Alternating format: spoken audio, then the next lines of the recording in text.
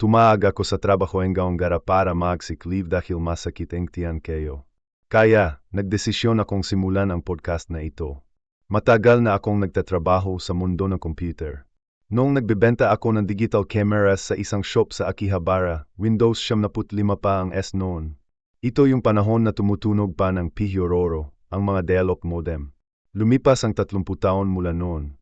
ADSL, fiber optics, Wi-Fi, cloud, mobile, wearables, at Nyan AI. Gayon, ginagawa ko ang video na ito kasama ang AI. Hindi ko akalain na mangyayari ang ganito. Sabi nila, mawawalan na trabaho ang mga tao dahil sa AI. Mabubuhay daw tayo sa bigay ng gobyerno na tinatawag na Universal Basic Income. Hindi na kailangang magtrabaho, pero may pera pa rin. Mukhang napakagandang usapan niyan. Ano ba talaga ang problema dun?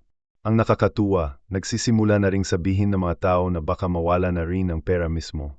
Kung humanoids na ang gagawa ng lahat ng trabaho, wala nang babayarang sweldo. Ang mga humanoids na yun ay gawa rin na ibang humanoids. Pati mga materyales, sila na rin ang kukuha.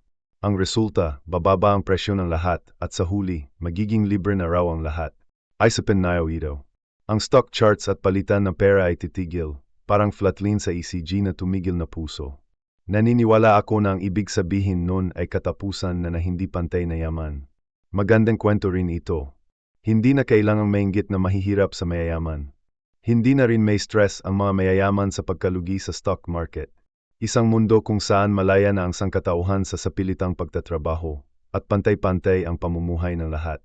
Naniniwala ako na yan ang kinabukasan na sangkatauhan. Ibahin naman natin ng konti ang usapan.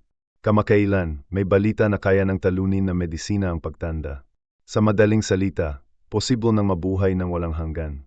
Sabi nila, sa henerasyon ng ating mga apo, mawawala na ang konsepto ng lifespan o hangganan ng buhay.